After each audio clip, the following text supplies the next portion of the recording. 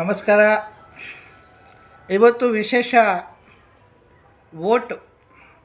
ಈ ವೋಟು ನಮ್ಮ ಅಧಿಕಾರ, ಅದರ ಬಗ್ಗೆ ನಾವು ಇವತ್ತು ಈ ವಿಡಿಯೋನ ಮಾಡ್ತಾಯಿದ್ದೀನಿ.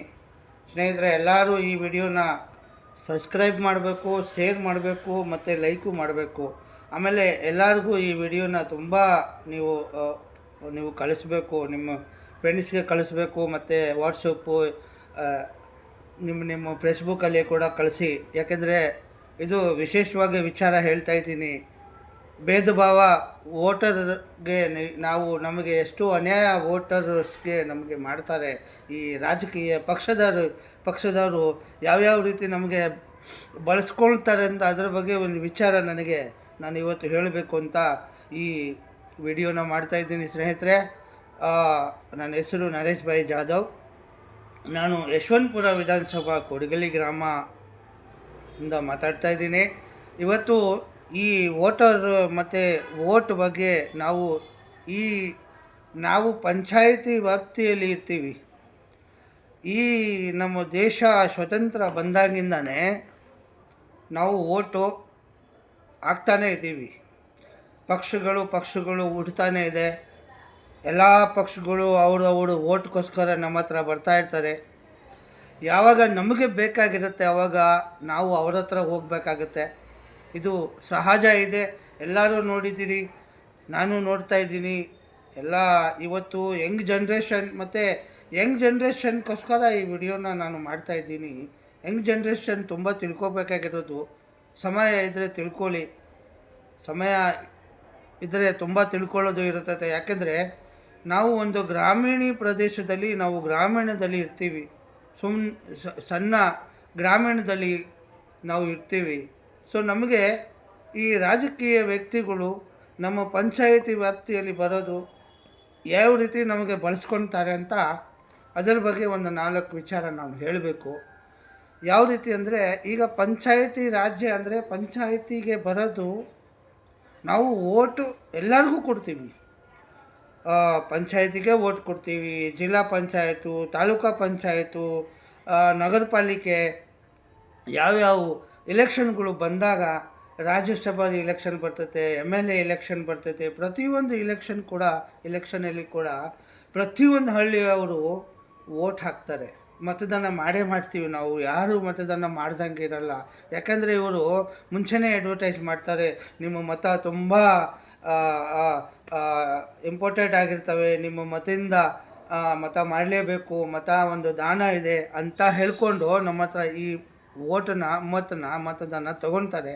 ಆ ತಗೊಂಡಾದಮೇಲೆ ನಮ್ಮ ಹಳ್ಳಿ, ನಮ್ಮ ರಸ್ತೆ, ನಮ್ಮ ರೋಡು, ನಮಗೆ ಏನೇನು ಬೇಕಾಗಿರೋದು, ನಮ್ಮ ಸ್ಕೂಲು, ನಮ್ಮ ಅಂಗನವಾಡಿಗಳು, ನಮ್ಮ ಹಳ್ಳಿಯಲ್ಲಿ ಏನು ಬರಬೇಕಾಗಿರೋದು ಸುವಿಧೆಗಳು, ನಮಗೆ ನೀರಿಂದ ಹಿಡಿದು ಯಾವುದೂ ಸಿಕ್ಕಲ್ಲ.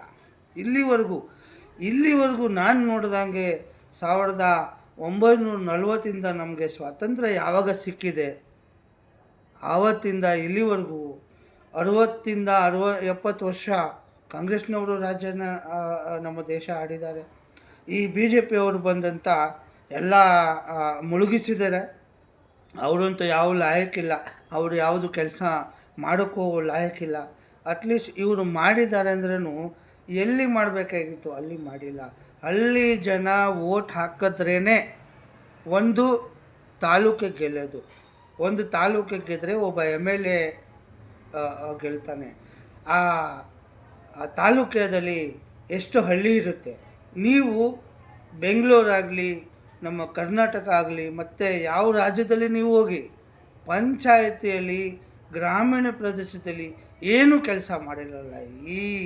ಈ ರಾಜಕೀಯ ಪಕ್ಷದವರು ಹಳ್ಳಿ ಕಡೆಯಿಂದ ವೋಟ್ ತಗೊಳ್ಳೋಕೆ ಮಾತ್ರ ಈ ಜಾತಿ ಆ ಜಾತಿ, ನಮ್ಮದು ಅಷ್ಟು ವೋಟು, ನಿಮ್ಮದು ಅಷ್ಟು ವೋಟು, ಈ ಥರ ಮಾಡಿ ನಿಮಗೆ ಭ್ರಮಿತ ಮಾಡಿ, ನಿಮಗೆ ಉತ್ಸಾಹ ಮಾಡಿ ನಿಮ್ಮ ಹತ್ರ ವೋಟನ್ನು ತೊಗೊಂಡೋಗ್ಬಿಟ್ಟು ಅದನ್ನು ಎಷ್ಟು ದುರ್ಬಳಕೆ ಮಾಡ್ತಾರೆ.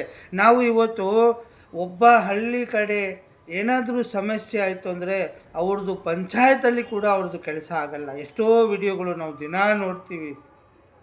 ನಮ್ಮ ಪಂಚಾಯತಿಗಳು ಅಲ್ಲಿ ಕೂಡ ನಮ್ಮ ಕೆಲಸನ ನಮ್ಮದೇ ವೋಟ್ ತಗೊಂಡು ನಮ್ಮದೇ ಸಮುದಾಯದ ಓಟುಗಳು ತಗೊಂಡು ಅಲ್ಲೇ ಕೂತಿರ್ತಾನೆ ಆ ಮನುಷ್ಯ.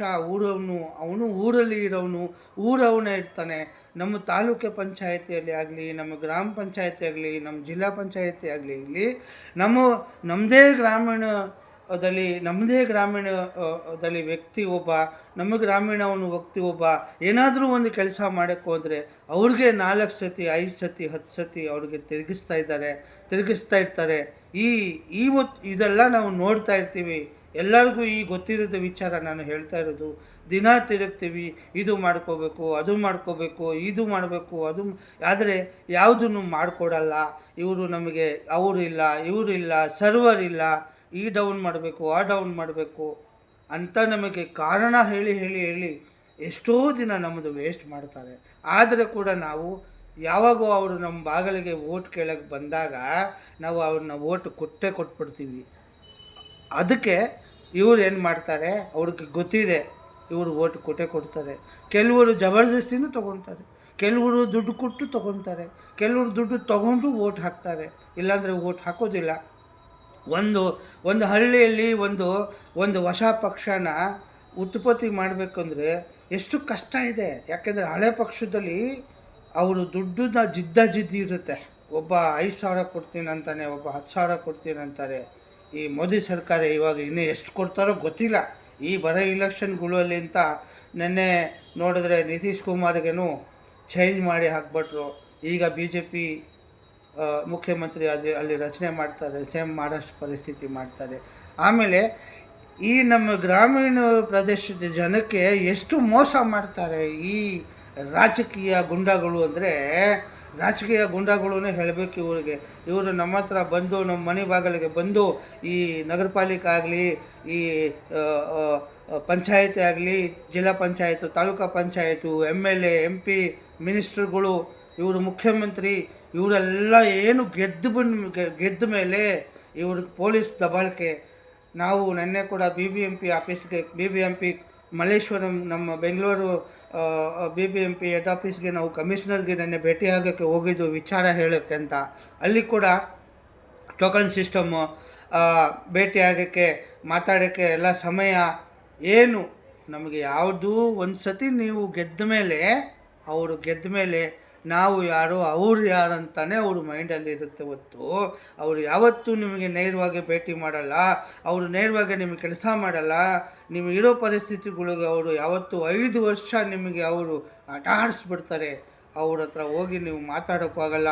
ಒಬ್ಬ ವ್ಯಕ್ತಿ ವಿಧಾನಸಭೆಗೆ ಹೋಗ್ಬೇಕಂದ್ರೆ ನಾವು ಎಷ್ಟು ಕಷ್ಟ ಬಿದ್ದು ಇಡೀ ಹಳ್ಳಿ ಜನ ನಾವು ಓಟ್ ಹಾಕಿ ಅವ್ರಿಗೆ ವಿಧಾನಸಭೆಗೆ ಕಳಿಸಿರ್ತೀವಿ.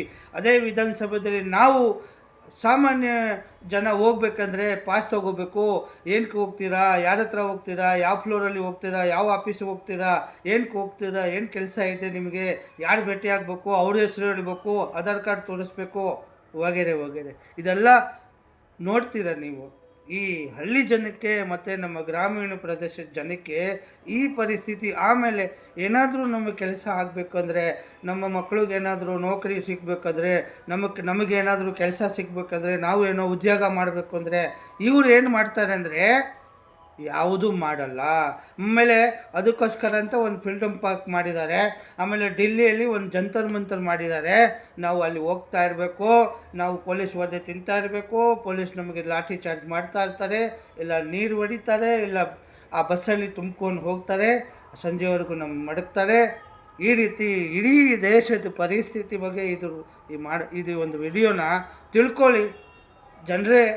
ಈ ಬರೋ ಇಲೆಕ್ಷನ್ಗೆ ನೀವು ಹುಷಾರಾಗಿರಿ. ಇವರು ಊಟ ಕೊಡ್ತಾರೆ, ಅವರು ಜನ ಸೇರಿಸ್ಬೇಕು ಅಂತ ಒಬ್ಬ MLA ಬರಬೇಕು ಅಂದರೆ ಏನಂತಾರೆ, 4,000 ಜನ ಇರಬೇಕು, 30,000 ಜನ ಇರಬೇಕು, 10,000 ಜನ ಇರಬೇಕು, 5,000 ಜನ ಇರಬೇಕು, ಆವಾಗ ನಾನು ಬರೋದು, ಇಲ್ಲಾಂದ್ರೆ ನಾನು ಬರೋಲ್ಲ ಅಂತ ಒಬ್ಬ MLA. ಅವನು ಫಸ್ಟ್ ಗೆದ್ದಬೇಕು ಅಂದರೆ ಇಡೀ ಮನೆಗೆ ಸುತ್ತಿ ಹಳ್ಳಿ ಸುತ್ತಿ ಕನಿಷ್ಠ ಪಕ್ಷ ಒಂದು ತಾಲೂಕೆ ಪಂಚಾಯತ್ತು ಸುಮಾರು 100 120 ಹಳ್ಳಿ 150 ಹಳ್ಳಿ ಇರುತ್ತೆ. ಅವನು ಎಲ್ಲ ಹಳ್ಳಿಗೆ ಹೋಗಿರ್ತಾನೆ, ಎಲ್ಲ ಸಮುದಾಯ ಹತ್ರ ಕೂತ್ಕೊಂಡು ಮಾತಾಡಿಕೊಂಡು ಕಾಫಿ ಕುಡ್ಕೊಂಡು ಇವರು ಮನೆಗೆ, ಆಮೇಲೆ ಅದು ದಲಿತರು ಆಗಲಿ, ಇನ್ನು OBC ಆಗಲಿ, SC ST ಆಗಲಿ ಎಲ್ಲರ ಮನೆಗೆ ಅವನು ಹೋಗ್ತಾನೆ. ಆದರೆ ನಾವು ಏನಾದರೂ ಗೆದ್ದ ಮೇಲೆ ಅವ್ರ ಹತ್ರ ಏನಾದರೂ ಭೇಟಿ ಮಾಡಬೇಕು ಅಂದರೆ ಎಷ್ಟು ಕಷ್ಟ ಆಗಿರ್ತೈತೆ, ನಾವು ಎಷ್ಟು ದಿನ ಇರಬೇಕು. ನೀವು ಹಳ್ಳಿ ಕಡೆಯಿಂದ ಬೆಂಗಳೂರು ಬರಬೇಕು ಅಂದರೆ ನಿಮ್ಮ ಜೇಬಲ್ಲಿ ಎಷ್ಟು ದುಡ್ಡು ಇರಬೇಕು. ನಾನು ಮುಖ್ಯಮಂತ್ರಿಗೆ ಭೇಟಿ ಆಗಕ್ಕೆ ಹೋದಾಗ ನನಗೆ ಆಫೀಸ್ ಹತ್ರ ಹೋಗಿ, ಆಮೇಲೆ ಅಲ್ಲಿ ಹೋಗಿ ಕುಮಾರ ಕೃಪಾ ರೋಡ್ ಹತ್ರ ಹೋಗಬೇಕು. ಅಲ್ಲಿ ಹೋದರೆ ಇಲ್ಲ, ನೀವು ವಿಧಾನಸೌಧದಲ್ಲಿ ನೀವು 2ನೇ ಮಾಡಿಗೆ ಹೋಗಬೇಕು, 3ನೇ ಮಾಡಿಗೆ ಹೋಗಬೇಕು, ಅಲ್ಲಿ ಇಂಥ ನಂಬರ್ಗೆ ಹೋಗಬೇಕು, ಪಾಸ್ ತಗೋಬೇಕು. ನೋಡಿ ಜನರೇ, ಇವರು ಗೆದ್ದ ಮೇಲೆ ನಮಗೆ ಯಾವ ರೀತಿ ಆಟಾಡಿಸ್ತಾರೆ ಅಂದರೆ ಅದು ನಿಮಗೆ ಗೊತ್ತಿದ್ದು ವಿಚಾರ. ಅದಕ್ಕೆ ನೀವು ನೋಡಿ ವೋಟ್ ಹಾಕಬೇಕು. ಈಗ ಅಂತ ನಾವು 78 ವರ್ಷ ಆಯಿತು ನಮ್ಮ ದೇಶ ಸ್ವತಂತ್ರ ಬಂದು, ಇನ್ನೂ ನಮ್ಮ ಗಲೀಜು, ಇನ್ನು ನಮ್ಮ ರೋಡ್ ಕ್ಲೀನ್ ಇಲ್ಲ, ನಮಗೆ ಯಾವ ಶುದ್ಧ ನೀರಿಲ್ಲ. ಕುಡಿಬೇಕಂದ್ರೆ 5 ರೂಪಾಯಿ 10 ರೂಪಾಯಿ ಕಾಯಿನ್ ಹಾಕಿ ನಾವು ನೀರನ್ನ ತಗೋಬೇಕು. ಈ ಪರಿಸ್ಥಿತಿ ಇನ್ನೂ ಅದೂ ಸಿಕ್ಕಲ್ಲ. ಇನ್ನೂ 5 ರೂಪಾಯಿ 10 ರೂಪಾಯಿಗಂತ ನೀರು ಸಿಕ್ಕಲ್ಲ ಮುಂದಕ್ಕೆ. ಯಾಕಂದರೆ ಈಗ ಬೇಸಿಗೆ ಕಾಲ ಬರ್ತಾಯಿದೆ, ಅಲ್ಲೇ ನೀರಿಲ್ಲ. ಆದರೆ ಸದಾಶಿವನಗರಲ್ಲಿ, JP ನಗರದಲ್ಲಿ, ಜಯನಗರದಲ್ಲಿ, ಡಾಲರ್ಸ್ ಕಾಲೋನಿಯಲ್ಲಿ ಅವ್ರ ಮನೆಗೆ ಇರೋ 10 ಕಾರ್ಡ್ನ 2 ಟ್ಯಾಂಕ್ ನೀರನ್ನ ಖಾಲಿ ಮಾಡಿ ಅವರು ಬೋರ್ವೆಲ್ 10 ಬೋರ್ವೆಲ್ 3 ಸಾವಿರ 5 ಸಾವಿರ ಅಡಿ ಬೋರ್ವೆಲ್ನ ಹೊಡೆದು ನೀರನ್ನ ಅವರು ಕಾರ್ಗಳು ತೊಳೆಯೋಕ್ಕೆ, ಮಿನಿಸ್ಟರ್ಗಳು ಕಾರ್ಗಳು ತೊಳೆಯೋಕ್ಕೆ, ಈ ಪೊಲೀಸ್ನವ್ರನ್ನ ತೊಳಿತಾರೆ ಅವ್ರ ಕಾರ್ ಹೋಗ್ಬಿಟ್ಟು. ಅದಕ್ಕೆ ಜನರಿಗೋಸ್ಕರ ನಾವು ಏನು ವೋಟ್ ಹಾಕ್ತೀವಿ, ಇದು ಮುಖ್ಯವಾಗಿ ವಿಚಾರ ಏನಂದರೆ ನಾವು ವೋಟರ್ಸ್ ಯಾರಿದ್ದೀವಿ, ನಾವು ಅವ್ರಿಗೆ ಗೆಲ್ಲಿಸ್ತೀವಿ ಅಲ್ಲ, ನಮಗೋಸ್ಕರ ಏನಿಲ್ಲ ಜನರೇ, ಏನೂ ಇಲ್ಲ ನಮಗೋಸ್ಕರ. ನಾವು ಸುಮ್ಮನೆ ಅವ್ರಿಗೆ ವೋಟ್ ಹಾಕಬೇಕು, ಅವ್ರು ಗೆಲ್ಲಬೇಕು. ಅವ್ರು ಗೆದ್ದುಬಿಟ್ಟು ಅವರು ಹೊರಹೋಗ್ಬಿಡ್ತಾರೆ, ಅವ್ರು ತಿರುಗಿ ನೋಡಲ್ಲ. ಅವ್ರಿಗೆ ಭೇಟಿ ಮಾಡಬೇಕಂದ್ರೆ ಎಷ್ಟು ಕಷ್ಟ ಆಗಿರ್ತೈತೆ. ನಾವು ಮನೆ ಬಾಗಲು ನಮ್ಮ ಕಾಂಪೌಂಡ್ ಆಚೆ ಹೋದರೆ ಸಾಕು, ನೀವು ಮೋರಿ ನೋಡಬೇಕು, ರೋಡ್ ನೋಡಬೇಕು, ರಸ್ತೆ ನೋಡಬೇಕು, ನೀರು ನೋಡಬೇಕು, ಟಾಯ್ಲೆಟ್ ನೋಡಬೇಕು, ಅಲ್ಲಿ ಇರೋ ಪರಿಸ್ಥಿತಿ ನೋಡಬೇಕು. ಬಸ್ಗಳು ಅಲ್ಲಿ ಸುಟ್ಟಾಗಿರ್ತದೆ, ಏನೇನು ನಾವು ಅದೆಲ್ಲ ನಾವೇ ಅನುಭವಿಸ್ಬೇಕು. ಇವರು ಓಟ್ ತಗೊಂಡು ಮಜಾ ಮಾಡ್ತಾರೆ ಹೊತ್ತು ಬೇರೆ ಏನು ಮಾಡಲ್ಲ. ಜೈ ಹಿಂದ್, ಜೈ ಕರ್ನಾಟಕ.